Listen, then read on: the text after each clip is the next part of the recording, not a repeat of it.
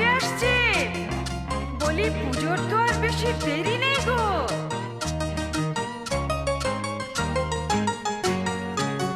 ঠাকুরজি কেমন তোমার ভাই লিখেছে পুজোয় ছুটি নাই, পুজোতে আসবে না বাড়ি। ঠাকুরজি কেমন তোমার ভাই লিখেছে পুজোয় ছুটি নাই, পুজোতে আসবে না বাড়ি। বলো তো লাগে কেমন, বোঝালে বুঝে কি মন।